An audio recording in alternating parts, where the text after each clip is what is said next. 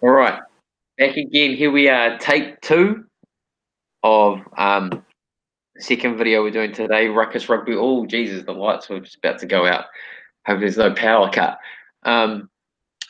So yeah, the second video of the next All Blacks game in the Rugby Championship versus South Africa in Wellington. Yeah, well, it should be another excellent game. So we'll kick it off with the team namings, and we'll go again with you again with the All right. Argentinian. I mean, not the Argentinian, the South African squad. Yeah. All right. So number 1, we got Stephen Kitsoff. 2, Malcolm Marx. 3, Franz Malherbe. 4, Eben Etzebeth. 5, Franco Mostert. 6, Quagga Smith. 7, Peter Step de Toit. 8, Dwayne Vermeulen. 9, Faf de Klerk. 10, Andre Pollard. 11, Makazole Mampipi. 12, Damien Delinde. 13, Lacanya 14, Chislin Colby. 15, Willie LaRue. And for the replacements, we've got 16, Bongi Umbanambi. 17, Tendai Matawera. 18, Trevor Nakanye. 19, RG Sneyman. 20, Francois Lowe. 21, Herschel Yantes. 22, Francois Stain. And 23, Jesse Krill. Well, yeah. Well, yeah, definitely a very strong squad. Yeah. I reckon they've gone. They're here to win. Obviously, they're not here to muck around. Yeah, they're not here to. Yeah, they're obviously not here to experiment. They're trying to win. One thing, I do feel sorry for Elton Yantes. He actually played really good last week. And usually he's not. I don't know. I was a bit skeptical if he should be in the team at all, but he did play good last week. But this week, the cover for 10 is Francois Stain, and I like that. Yeah, that's good. And some big monster kicks. Yeah, see, that bodes well for them, because they aren't shy of taking like penalties when they're up for grabs, So yeah, he played 12 last week, and actually he did pretty good there, like trucking it up because he's actually quite big. Yeah, and then he did kick like a 50-meter penalty. So yeah, I'm glad to see that Herschel Yanti is also getting another go off the bench this time. Yeah. Sorry for that other guy. What's his name? Rohan something. I forgot his last name, but he actually played well too, and he plays regularly over in Europe. Whereas Herschel Yantes is kind of a young guy, just come onto the scene. But yeah, he played real good last week, so he deserves another shot. Yep. Yeah, that's right. So, I mean, that team naming is looking pretty promising for a South African win, really. Yeah. And I mean, they got so many stars in there. Faf de Klerk, man, he is pretty good. Even people arguing if he's the best number 9 in the world at the moment. Yeah. I don't know. For me, it'd be between him and TJ Peranar, who is also starting. So that'll be a good battle. Yeah. But yeah. Anyone else you are looking forward to seeing?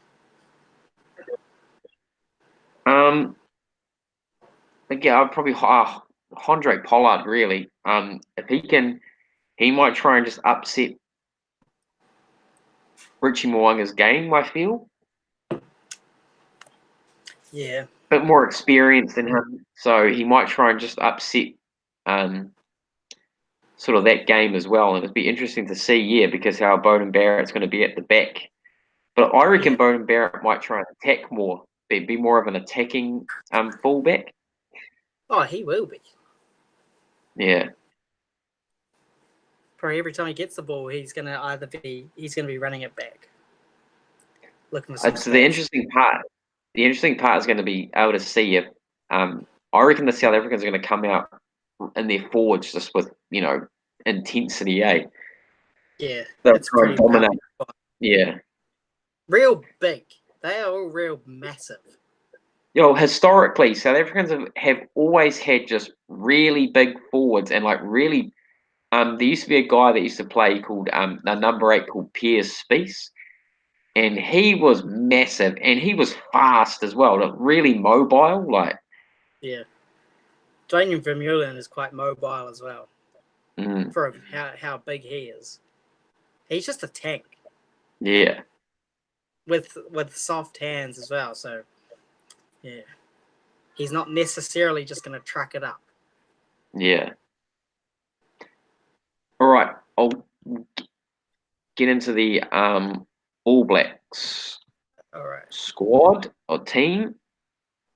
So we've got at 1, we've got Joe Moody, 2, Cody Taylor, 3, Owen Franks, 4, Big Bad Brodie Retallick, number 5, Samuel Whitelock, 6, Shannon Frizzell, 7, Matt Todd, 8, Kieran Reid, captain, 9, TJ Perenara, 10, Richie Mo'unga, 11, Leiko Ioane, 12, Sonny Williams, 13, Jack Goodhue, 14, Ben Smith, 15, Beauden Barrett, and the replacements 16, Dane Coles, 17, Ofa Tuangafasi, 18, Angus Ta'avao, 19, Via Fafita, 20, Dalton Papali'i, 21, Aaron Smith, 22, Anton Leonard Brown, and 23 is George Bridge. Yeah. I don't know. I feel like it's a weaker squad than the South African one. Oh, Not by definitely. much, Yeah. but yeah. In power, the backs are definitely stronger.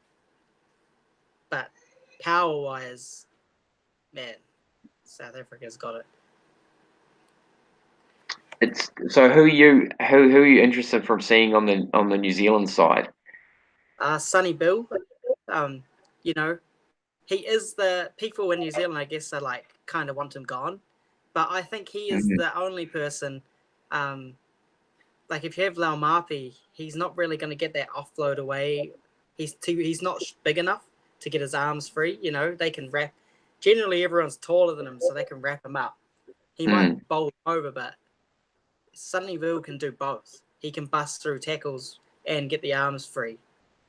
So hopefully he can pick up some form and play good, because I reckon if he's fit, then he'll be really important to the World Cup squad. Yeah.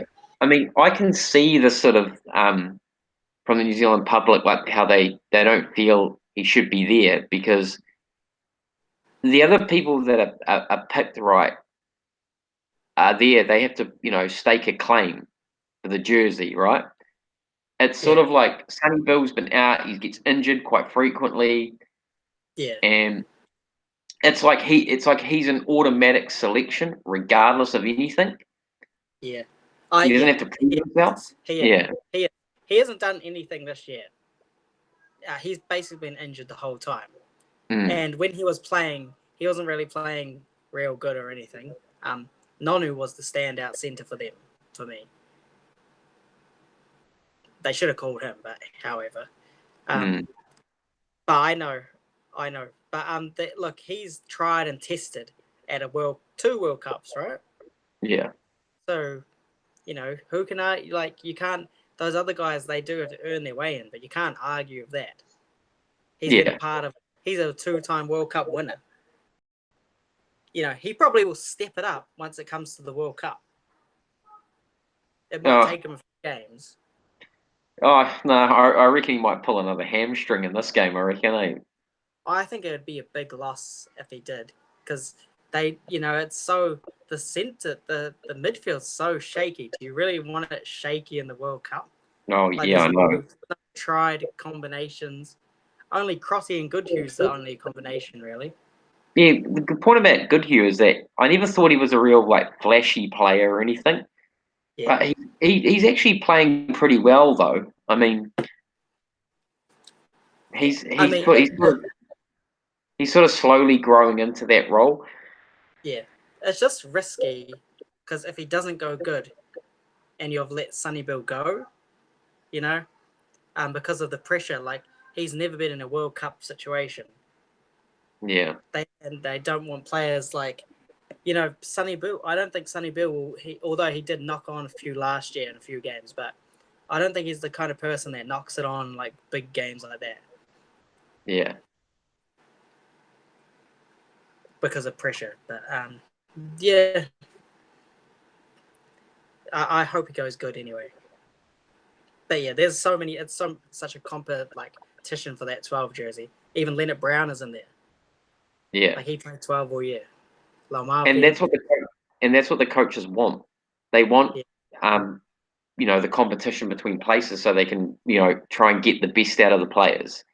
yeah, but they haven't actually tried any combos like that. Man, the midfield's been changing just so much since the last World Cup. They have never settled really. The most settled midfield combination was Crotty and Sonny Bill.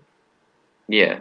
And before that, if you're going, was like a combination that never really changed was Nonu and Smith.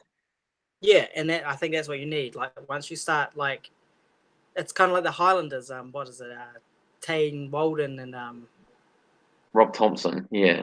yeah, they play really well together. And when you change it around, they had that other good guy, but it took time Yeah. to get a flow, and they never really got a flow. But once he came back, they started doing well again.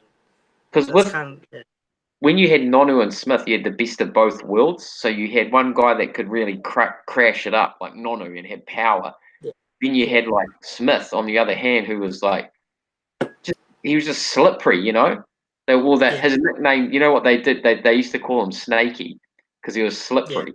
Yeah. yeah, yeah. They should have. I think it's a big mistake they didn't call Nonu up. That would have Well, been my number one choice. well, who knows? And what happens in World Cups, New Zealand tend to have things that go wrong with injuries and that. You need like 20 injuries just for him to get a call up.